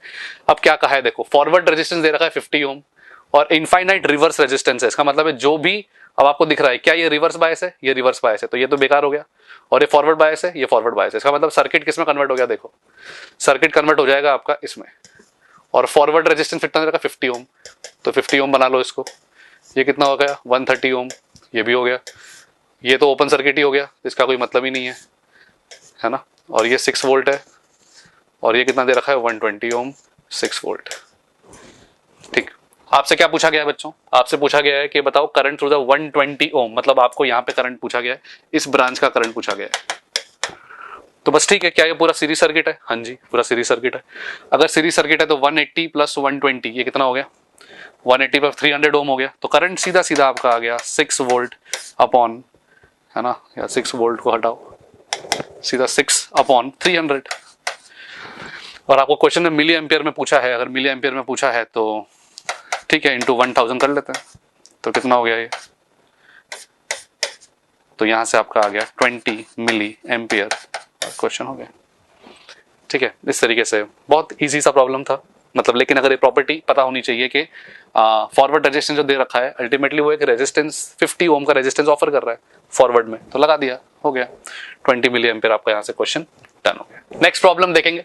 नेक्स्ट प्रॉब्लम आपका ईएम वेव्स वाले चैप्टर से है, और थोड़ा सा कैलकुलेशन इंटेंसिव है। ऐसे क्वेश्चन से ही, इस तरह के क्वेश्चन जब जेईई मेन पूछता है तो लगता है थोड़ा स्टूडेंट्स पे हार्श है ना, क्योंकि इन्होंने डेटा ऐसा दे रखा है कि अब वो सॉल्व करने के बाद भी लास्ट में मोमेंट पे सोचेगा कि अब मैं इसका स्क्वायर रूट किस तरीके से क्या बोलते हैं राउंड ऑफ करूं, इसमें कंफ्यूजन होगा। तो एक क्वेश्चन थोड़ा सा और सिस्टमेटिक जेईई मेन कर सकता था। चलो मैं आपको बताता हूं इस क्वेश्चन में क्या क्या करना है। 1000 वॉट का एक बल्ब दे रखा है और वो इलेक्ट्रिक फील्ड और मैग्नेटिक फील्ड जनरेट करता है, ठीक है, और बोला है कि place at distance of 2 meters, है ना। एफिशिएंसी ऑफ द बल्ब भी दे रखी है, तो इंटेंसिटी का फॉर्मूला वैसे भी अगर आप लोगों ने फॉर्मूला ये चैप्टर पढ़ा हुआ है ना, तो इसके अंदर ये फॉर्मूला होता है half epsilon not e not square into speed of light. तो ये आपके इंटेंसिटी का फॉर्मूला है, ये एवरेज इंटेंसिटी का जो फॉर्मूला होता है due to a electromagnetic wave, ठीक है। और ये इंटेंसिटी किसके बराबर हो जाएगा, पावर अपॉन एरिया के बराबर हो जाएगा, ठीक है ना। तो आपको पावर दे रखा है, ठीक, लेकिन इसे प्रॉब्लम कर रखी है एफिशिएंसी सिर्फ 1.25% ही है। एफिशिएंसी कितनी 1.25% ही है। इसका मतलब है जो पावर जो अपन एक्सपेक्ट कर रहे हैं उतना पावर वो देगा नहीं। 1000 वॉट का पावर है, लेकिन पावर कितना देगा, उसका सिर्फ 1.25% ही देगा। अगर 1.25% ही देगा, इसका मतलब है आप ये समझ लो कि सिर्फ 1000 वॉट अगर है और उसका सिर्फ 1.25%, तो सिर्फ 12.5 वॉट ही दे पाएगा, मतलब एफिशिएंसी भयंकर कम है। ठीक है, तो चलिए अपन सॉल्व करना स्टार्ट करते हैं, जो डेटा दे रखा है उसको यूज करते हैं। और half epsilon not e not का square into 3 into 10 to the power 8, और पावर को आप जैसे लिख सकते हो 1000 इंटू 1.25 इंटू 1/100 परसेंटेज दे रखा है, होल अपॉन 4 पाई, डिस्टेंस कितना है बच्चों 2 का स्क्वायर, कितना है 2 का स्क्वायर। ठीक है, तो यहां से आप देखो 4 पाई एप्सिलॉन यहां बन जाएगा, तो मैं इसको लिख सकता हूं देयरफॉर। ठीक है, तो जैसे देखो एक्सप्रेशन क्या बन रहा है, तो ये 4 पाई ऊपर चला जाएगा, तो ये 1/2 इंटू ई नॉट स्क्वायर, ये तो चल ही रहा है, 3 इंटू 10 टू द पावर 8, और 4 पाई एप्सिलॉन बन जाएगा 9 into 10 to the power 9 is equal to, यहां पर ये 4 पाई उधर में ले गया था, बाकी 4 तो यहीं बैठा है अभी भी, तो ये बन जाएगा 12.5 होल अपॉन 4, इस तरह का एक्सप्रेशन कुछ बन रहा है। ठीक है, तो यहां से 25 बन जाएगा, बाई 4 बन जाएगा, और बहुत सारा यहाँ पे ये कितना आ जाएगा, चलो कर लेते हैं इसको भी, यहां से यहाँ 2 गया, और दिस थिंग विल बी 30, ये आ जाएगा 30, है ना, तो 30 इसका मतलब 15 हो गया, तो ये ई नॉट का square is equal to 12.5 into कुछ 15 जैसा एक्सप्रेशन बन रहा है, 15 इंटू 12.5। चलिए, तो अब इसको आप वैल्यू निकालोगे तो ये आएगा आपका वैल्यू 187.5।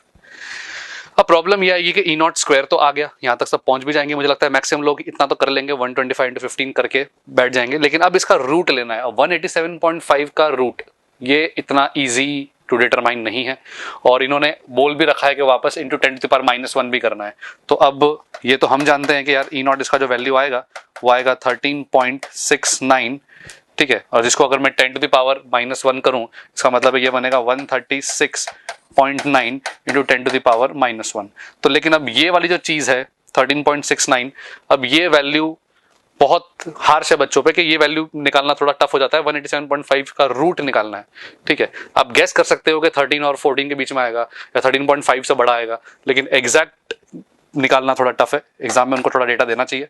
और यहां से आप अगर मैं राउंड ऑफ करूंगा, क्योंकि बोला है राउंड ऑफ करना है, तो यहां से इसका आंसर आ जाएगा 137 इंटू 10 टू द पावर -1। तो इस तरीके से क्वेश्चन आपका हो जाएगा, ये हुआ 24 क्वेश्चन। नेक्स्ट क्वेश्चन है अ बॉय पुशेस, तो मैं आपको जैसे पिछले सवाल के साथ में एक चीज बताता हूं, तो जेई मेन ने आपको यहाँ पे ऑप्शन दे रखा है, तो जो स्मार्ट स्टूडेंट है वो क्या करेगा, इन 10 सवाल में से वो उन क्वेश्चंस के ही आंसर देगा जिसके बारे में 100% श्योर है, जिसका उसको, क्योंकि ऑप्शन है। अब पिछले क्वेश्चन किसी बच्चे ने सॉल्व कर भी लिया, लेकिन उसको पता है कि रूट लेने में अगर हल्की फुल्की भी गड़बड़ हुई तो उस क्वेश्चन का कितना भी सही लिखे जेई मेन कंसिडर नहीं करेगा और उसका नुकसान हो जाएगा। तो ये अब अपन तो यही बोल सकते हैं, हम तो खाली रिक्वेस्ट कर सकते हैं जेई मेन से कि ऐसा ना करें, क्योंकि बच्चा जो सही में सॉल्व कर रहा है उसको प्रॉब्लम आएगी। बट आपको एज अ स्टूडेंट स्मार्ट होना पड़ेगा कि अगर 10 सवाल है, मुझे ऑप्शन है कि 5 सवाल में छोड़ सकता हूं, तो भले ही आपकी मेहनत लग गई हो, लेकिन वो दिल पे ना लेकर बाकी जो 5 क्वेश्चन है उसको सॉल्व करो, जो इजीली आपको इंटीजर में डायरेक्ट आंसर दे रहे हो, तो ये ज्यादा फायदेमंद रहेगा आपके लिए। ठीक है, आगे बढ़ते हैं, 25वां सवाल देखेंगे। A boy pushes the box of mass 2 kg with a force of this on a frictionless surface. If the box was initially at rest, then dash meter is displacement along the x-axis after 10 seconds. आपको सिर्फ x-axis से ही तो मतलब है, तो आप दुनिया जहां में इधर उधर देखो ही मत। क्या आपको fx कितना दिख रहा है, 20 न्यूटन, और 10 सेकंड बाद कितना डिस्प्लेसमेंट कर लेगा ये पूछ रहा है, तो therefore acceleration in x direction कितना हो गया, ये हो गया 10 मीटर पर सेकंड स्क्वायर। बोला डिस्प्लेसमेंट कितना होगा 10 सेकंड बाद, और इनिशियली 0 था, तो हाफ इंटू 10 इंटू 10 का स्क्वायर। ठीक है, कितना आ गया यहाँ से 500। तो अब देखो कितने इजी क्वेश्चंस भी तो पूछे गए हैं। ये आपका हो गया क्वेश्चन 500, और इस तरीके से आपका क्वेश्चन हो गया। तो अब तो देखो पिछले क्वेश्चन में इतनी मेहनत करके आप वैल्यू निकाल रहे हो, और ये एक झटके में आंसर आ रहा है। तो ऐसे प्रॉब्लम्स को चूज करो जो आपको इजी मार्क्स दे दें और कंट्रोवर्सी ना रहे। अब जेई मेन ने कुछ गड़बड़ मचाई है, लेकिन नुकसान आपको ना हो जाए, इसका ध्यान आपको रखना पड़ेगा। तो 25 का ये हो गया क्वेश्चन। नेक्स्ट क्वेश्चन की तरफ बढ़ते हैं, दैट इज 26th क्वेश्चन। अब 26 क्वेश्चन में क्या किया है, एक मास बॉडी दे रखी है, ठीक है, और इस पर कुछ फोर्स लग रहा है। इस तरीके से क्वेश्चन बोला है, shown in the block of mass root kg on a horizontal surface, the critical force to be applied on the vertical surface as shown at an angle of 60 degree with such that it does not move will be 3x। ठीक है, मतलब ये इतना force मैंने लगा दिया कि body just about to move वाला केस है, ठीक है, और find the value of X और एक तरह का क्वेश्चन है। तो चलिए मान लेता हूं कि ये एफ फोर्स लग रहा है, एंगल 60 डिग्री पे लग रहा है, तो क्या इसके दो कंपोनेंट होंगे, एक इधर की तरफ आएगा वो आ जाएगा एफ कॉस 60, है ना, और एक नीचे की तरफ आ जाएगा वो आ जाएगा F sine 60, as you can see, ठीक है, 60 डिग्री एफ इधर लग रहा था, F cos 60, F sine 60, as you can see, और यहां से फ्रिक्शन आएगा, इधर की तरफ लगेगा फ्रिक्शन, और वो कितना लगेगा म्यू इंटू एन, क्योंकि जस्ट लिमिटिंग वाली केस है, क्रिटिकल कंडीशन की बात कर रहा है, तो पूरा पूरा मैंने फ्रिक्शन लगा दिया म्यू एन। चलिए भाई, तो अब तो क्योंकि जस्ट क्रिटिकल कंडीशन की बात है, सो अपन डायरेक्ट क्या फोर्स बैलेंस कर सकते हैं, बिल्कुल कर सकते हैं, F cos 60 is equal to mu N, और एन की वैल्यू कैसे निकालेंगे, तो एन का वैल्यू वर्टिकल में एफबीडी बना के, तो वर्टिकल में एक नॉर्मल रिएक्शन लग रहा होगा, नीचे की तरफ एक √3g फोर्स लग रहा होगा बिल्कुल, है ना। तो ये तो इक्वेशन हो गई, और दूसरी इक्वेशन क्या बन जाएगी, दूसरी इक्वेशन बनेगी normal reaction must be equal to, normal reaction ऊपर लग रहा है, फोर्स नीचे लग रहा है, देखो एफ साइन 60 नीचे लग रहा है और ग्रेविटी भी नीचे लग रहा है, तो यहां पर आएगा एफ साइन 60 प्लस √3g, ठीक है, इतना अपन ने लिख लिया। तो क्या अब एन की वैल्यू आप सब्स्टिट्यूट कर दें, क्वेश्चन बहुत ही इजी है, इतना ही है, एन की वैल्यू सब्स्टिट्यूट कर दो, म्यू का वैल्यू आपको ऑलरेडी दे रखा है 1/3√3, और यहां से आपको एफ का वैल्यू मिल जाएगा। तो देखो सॉल्व करते हैं, एफ कॉस 60 कितना हो गया, एफ बाई 1/2,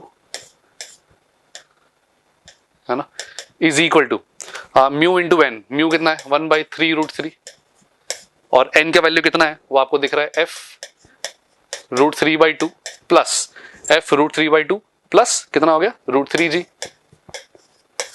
चलिए, तो यहां से 3√3 को अगर अंदर लेके जाते हैं तो देखो क्या बन गया, f/2 इज इक्वल टू √3 से √3 गया f/6 प्लस ये वापस √3 गया था, कितना आ गया g/3, है ना। तो यहां से f का वैल्यू कितना आ गया देखो, तो अगर मैं f/2 माइनस f/6 तो कितना हो गया 2f/6, है ना, तो 3/6, हाँ बिल्कुल ठीक है, 3 minus F 2f/6 is equal to g/3, तो देयरफॉर आपका f का वैल्यू यहां से आ गया 10 न्यूटन। लेकिन ये वैल्यू आपको दे रखी 3x के बराबर, तो x किसके बराबर हो गया, x हो गया बच्चों 10/3, मतलब 3.33 न्यूटन। लेकिन आपको राउंड ऑफ करना है, राउंड ऑफ हमेशा ही करना है, तो ये वैल्यू कितनी हो गई, ये आपका हो गया 3 न्यूटन के बराबर, मतलब 3 वैल्यू है, न्यूटन क्या बोलेंगे, सिर्फ 3 वैल्यू लिख देंगे, 3 आपका आंसर है, इस क्वेश्चन का आंसर 3 हो गया, ठीक है। तो ये आपका क्वेश्चन नंबर हो गया 26। नेक्स्ट क्वेश्चन क्या है जरा देखेंगे। नेक्स्ट है 27 में, container is divided into 2 chambers by partition, the volume of first chamber is this litre and second chamber is this litre, first chamber contains this mole of gas at pressure this and second chamber contains this mole of gas at pressure this. After the partition is removed and the mixture attains equilibrium, common equilibrium pressure कितना हो जाएगा। तो बस ये है, इसका मतलब मुझे क्या करना है, आपको समझ में आना चाहिए, थर्मोडायनामिक्स का सवाल है ये केटीजी का, और सिर्फ एनर्जी कंजर्व कर लो, स्टार्टिंग में क्या एनर्जी थी, बात की क्या एनर्जी है, तो U initial is equal to U final, internal energy को कंजर्व कर लेंगे। इनिशियल इंटरनल एनर्जी कितनी है, तो क्योंकि गैस वो की वही है ना, गैस अलग नहीं है, आफ्टर द पार्टीशन, हाँ ठीक है, mixture attains container divide 2 chambers volume of the first chamber, क्योंकि इसमें गैस के बारे में इंफॉर्मेशन नहीं है कि दोनों गैस अलग अलग है या सेम है, तो अपन सेम गैस मान लेंगे या फिर डिग्री ऑफ फ्रीडम सेम मान लेंगे। तो कितना हो गया f/2, पहले वाले का कितना हो गया देखो P1V1, तो पहले वाले का प्रेशर कितना है 2 atm, तो 2 atm लिख लेते हैं इसको, 2 इंटू वॉल्यूम कितना है पहले वाले चेंबर का 4.5 प्लस f/2, बाद वाले का प्रेशर कितना है 3 है और वॉल्यूम कितना है 5.5 इज इक्वल टू, फाइनली क्या हो जाएगा, फाइनली सब मिल जाएंगे तो कॉमन इक्विलिब्रियम प्रेशर कितना हो जाएगा, तो f/2, अब p जितना भी होगा पता नहीं, लेकिन वॉल्यूम कितना हो जाएगा 5.5 प्लस 4.5 ये हो जाएगा 10, ठीक है। तो अब यहां से आप देख लो ये कितना हो गया 9, ये कितना हो गया 16.5, और f/2 हर जगह से कट गए, तो 9 plus 16.5 whole upon 10 will be your p dash, 16.5 plus 9 कितना हो गया 25.5, और तो therefore p dash is equal to 25.5 ये इस तरह का आपका आंसर आ रहा है। अब वापस प्रॉब्लम क्या है, एटीएम में ही देना है लेकिन इंटू 10 की पावर माइनस वो भी करना है, तो इसको मैं लिख सकता हूँ 255, सॉरी 2.55 होगा ये, है ना, एज यू कैन सी। तो 25.5 डिवाइड बाई 10 है, 25.5 डिवाइड बाई 10 मतलब 2.55, जिसको मैं लिखूंगा 25.5 into 10 to the power minus 1 atm. अब प्रॉब्लम क्या है कि मुझे वापस राउंड ऑफ करना है, ठीक है। अब राउंड ऑफ, अब हालांकि क्वेश्चन में लिखा नहीं है लेकिन इन्होंने कुछ इंटीजर क्वेश्चन में राउंड ऑफ करने को कहा है, कुछ में कहा नहीं है, तो कोई बच्चा 20.5 लिख कर आएगा तो अब उसको मार्क्स अवॉइड, मुझे लगता है कि उन्होंने एनटीए ने आंसर इसका 25.5 फाइनली भी नहीं दिया है, तो आई डोंट थिंक सो कि उन्होंने जिस बच्चे को बेनिफिट ऑफ डाउट दिया होगा कि नहीं दिया होगा, जैसे 20.5 लिखा है इसका आंसर, जैसे कि आप जानते हो राउंड ऑफ के कुछ रूल्स होते हैं, तो 25.5 मतलब अगर मुझे 2 डिजिट तक राउंड ऑफ करना है ना, इंटीजर बनाना है, तो मुझे लास्ट डिजिट दिख रही है वो कौन सी है, ऑड है, क्योंकि एग्जैक्ट 5 है ना, 26 करूं 25 करूं, क्या लॉजिक होता है, तो अपन को पता है पिछले वाला नंबर अगर ऑड है तो उसको अपन क्या बना देते हैं, इवन, तो ये हो जाएगा 26 into 10 to the power minus 1 atm. तो ये राउंड ऑफ करने के जो रूल्स होते हैं उसके अकॉर्डिंग 26 आएगा, और यहां से इस क्वेश्चन का आंसर एनटीए ने 26 दिया है, ठीक है। तो this is now 27th question. Next problem देखते हैं, नेक्स्ट प्रॉब्लम 28, ये आपके स्ट्रिंग वेव्स का क्वेश्चन है। चलो कुछ स्ट्रिंग वेव से भी पूछा गया है पेपर में, और वेव जो ट्रैवल करेगी उसकी आपको इक्वेशन दे रखी है ना, ट्रैवलिंग वेव की इक्वेशन दे रखी है, और आपको मास पर यूनिट लेंथ, जिसका मतलब है आपको लैम्डा बता दिया गया है, लैम्डा बोल लो या म्यू बोल लो। क्वेश्चन में बोला है बताओ एक्सपेक्टेड वैल्यू ऑफ टेंशन कितना होगा, तो टेंशन जैसे कि आप जानते हो वेलोसिटी का एक्सप्रेशन क्या होता है, वेलोसिटी का एक्सप्रेशन होता है बच्चों √T अपॉन म्यू, ठीक है। लेकिन उसके लिए आपको वेलोसिटी खुद क्या होता है, वेलोसिटी होता है ओमेगा अपॉन के, तो देयरफॉर अगर मुझे टी निकालना है तो मुझे पता होना चाहिए ये आंसर होगा ओमेगा स्क्वायर अपॉन के स्क्वायर मल्टीप्लाई बाय म्यू। अब ओमेगा और के क्या है, ओमेगा क्या होता है, टी का कोएफिशिएंट, के क्या होता है, एक्स का कोएफिशिएंट, तो ये हो गया आपका सीधा सीधा 900, और म्यू का वैल्यू आपको कितना दे रखा है, देखो 0.135, लेकिन 0.135 किसमें है, ध्यान देना 0.135 दे रखा ग्राम पर सेंटीमीटर, तो ग्राम पर सेंटीमीटर है, इसका मतलब है पहले 10 की पावर -3 अपॉन 10 की पावर -2, बिल्कुल ठीक। तो यहां से आप देखो क्या एक्सप्रेशन बन गया, 10 की पावर -1 आ गया, तो 90 इंटू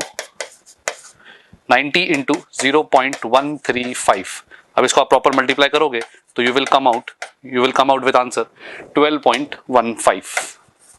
12.15 न्यूटन। अब लेकिन डेटा क्या दे रखा है आपको, x इंटू 10 की पावर -2, इसका मतलब है क्या आंसर आएगा 1215 into 10 to the power -2 newton, तो ये आपका आंसर हो गया 1215, ठीक है। तो फॉर्मूला बेस्ड बहुत straight forward question, I think बहुत लोगों ने अटेम्प्ट किया होगा और ये करेक्ट भी किया होगा। आगे बढ़ते हैं, नेक्स्ट 29th प्रॉब्लम। अब ये कंट्रोवर्शियल क्वेश्चन है, एनटीए ने अपने फाइनल आंसर की में भी इसको करेक्ट नहीं किया है, और इसका मैं रीजन बताता हूं। क्वेश्चन के अंदर इन्होंने ये मेंशन ही नहीं किया है कि कैपेसिटेंस की वैल्यू को कांस्टेंट रखा है या नहीं रखा है। अब जैसे एक एसी सर्किट है जिसमें आरएलसी तीनों है, रेजिस्टेंस को कर दिया, एल को चेंज कर दिया, लेकिन आप ये तो बताइए कि सी को अनचेंज रखा है या सी भी एडजस्ट हो जाएगा, या इसकी जो रेजोनेंट फ्रीक्वेंसी वो कांस्टेंट है या नहीं है, कुछ मेंशन नहीं किया है, और उन्होंने अपना आंसर दे दिया। तो जनरली ऐसे क्वेश्चंस में अपन मानते हैं कि जिन फैक्टर्स को चेंज किया है उसको चेंज किया है, लेकिन दूसरों को कांस्टेंट रखा होगा, ये अपन अज्यूम करते हैं। लेकिन इसके अंदर या तो रेजोनेंट फ्रीक्वेंसी को कांस्टेंट रखो या फिर कैपेसिटेंस को कांस्टेंट रखो, अब इन्होंने वो मेंशन नहीं किया। तो कुछ एनटीए ने अपना आंसर 400 दिया है, हम एज अ टीम रिलायबल हम मानते हैं कि फिजिक्स डिपार्टमेंट मानता है कि 283 should be the correct answer, और उसका मैं आपको दोनों तरीके से लॉजिक बताता हूं आखिर कहानी क्या है। The question is about quality factor, and quality factor is omega L by R, where omega is obviously बात है रेजोनेंट फ्रीक्वेंसी की बात अपन करते हैं।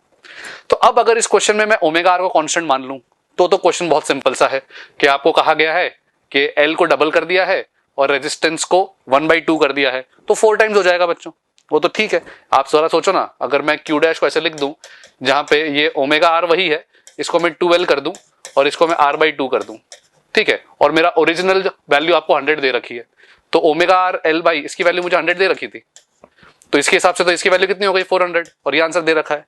लेकिन ये तब है when omega R is assumed constant, लेकिन अब वो क्वेश्चन में आपने मेंशन ही नहीं किया है कि ओमेगा आर कांस्टेंट है। जनरली ये अजम्पशन सही नहीं लगता, तो कोई बच्चा ऐसे सोचेगा कि यार अगर L और R are changed and C is kept constant, और ये ज्यादा अच्छा एजम्पशन है कि C को कांस्टेंट रखा होगा उन्होंने, है ना। तो इस केस में क्या हो जाएगा, कैपिटल Q का जो फॉर्मूला है वो omega R L by R है, वो तो सबको पता है, L बाई आर ये फॉर्मूला है। लेकिन रेजोनेंट फ्रीक्वेंसी क्या होती है, 1/√LC होती है, तो 1/√LC into L by R. तो बच्चों अल्टीमेटली फॉर्मूला बन गया ये √L√C बाई आर। तो नाउ यू कैन सी, अगर अब मैं कैपेसिटेंस में कांस्टेंट मान के चलूंगा तो इसमें क्या होगा, L को मैंने क्या किया था डबल और R को क्या किया था हाफ, तो ये पूरा एक्सप्रेशन आपको दिखेगा, ये आ जाएगा 2√2 टाइम्स, 2√2 टाइम्स आ जाएगा अपना ओरिजिनल, ये जो मैं Q डैश लिख रहा हूं बच्चों, चलो मैं ऐसे लिख देता हूं। तो Q का एक्सप्रेशन किस में आ रहा है, इस फॉर्म में आ रहा है, ठीक है। अब जरा सोचो, अब मैं Q डैश निकालूंगा इसके अकॉर्डिंग, यहाँ पे मैंने C को कांस्टेंट माना है, तो उसमें आपको खुद ही दिख जाएगा √2 का फैक्टर आएगा यहाँ पे, √2 √L आना ही है, √C सेम रहेगा और ये बन जाएगा R/2। तो क्या ये आपको दिख रहा है 2√2 टाइम्स कैपिटल Q हो गया, इसका मतलब है 2√2 इंटू 100 हो गया, है ना। तो यहां से आपका 282.8 आंसर आना चाहिए, इसको अगर राउंड ऑफ करूंगा मैं तो 283 आंसर होना चाहिए। तो ये क्वेश्चन के मैं जिक्र कर रहा था, मैंने स्टार्टिंग में ही बताया था कि एक आध क्वेश्चन कुछ कंट्रोवर्शियल है, उनको थोड़ा सही करना चाहिए, तो this is one of those. Question के अंदर मेंशन ही नहीं है कि आप ओमेगा को कांस्टेंट रखोगे या कैपेसिटेंस को कांस्टेंट रखोगे, है ना। इसी हिसाब से मैंने आपको दोनों तरीके बता दिया। आई होप कि आगे के जो पेपर्स में एनटीए थोड़ा इस बात को ध्यान रखेगा। बाकी as far as knowledge is concerned, मैंने आपको पूरा क्वेश्चन का जो भी है इर्द गिर्द सारी चीजें मैंने इसके बारे में बता दी। नेक्स्ट प्रॉब्लम की तरफ बढ़ते हैं, और वो आखिरी सवाल पेपर का, और ये आया है प्रिंसिपल ऑफ कम्युनिकेशन से, ठीक है। तो प्रिंसिपल ऑफ कम्युनिकेशन में सिंपल सा एक फॉर्मूला, जो अगर आपने को पढ़ा है मॉड्यूलेशन इंडेक्स, तो मॉड्यूलेशन इंडेक्स का जो कई जगह म्यू होता है सिंबल, चलो मैं मॉड्यूलेशन इंडेक्स ऐसे ही लिख देता हूं MI, और इसका जो फॉर्मूला है वो है A max minus A minimum, formula based ही आ गया, A max plus A minimum, amplitude की बात है। तो आप देखो एक्सप्रेशन दे ही रखा है, A max कितना है 16 और A मिनिमम कितना है 8, तो 16 माइनस 8 अपॉन 16 प्लस 8, है ना। तो कितना हो गया 8/24, ये हो गया 1/3, और यहां से आपका आंसर आ गया 0.33। अब दे रखा है वापस 10⁻⁻², तो अब ये बार बार ले दे के वो इस चीज का पता नहीं क्या ऑब्सेशन है, तो 10⁻², तो इसको मैं अगर राउंड ऑफ करूंगा तो 33 इंटू 10⁻², तो यहां से मैं 33 मेरा आंसर हो जाएगा x का वैल्यू, और इस तरीके से आपका 30th क्वेश्चन डन हो जाएगा, ठीक है। तो ये रहे आपके पूरे 30 सवाल जो अपने डिस्कस किए। आई होप ये जो अपना इंटरेक्शन रहा होगा वो आप लोगों के लिए थोड़ा सा फ्रूटफुल रहेगा। फ्यूचर के एग्जाम्स का पैटर्न कहीं ना कहीं इस तरह के प्रॉब्लम्स से ही रिलेटेड रहता है, तो आप इन क्वेश्चंस को ढंग से एक बार पढ़ें, रिवाइज करें, and all the best for your future.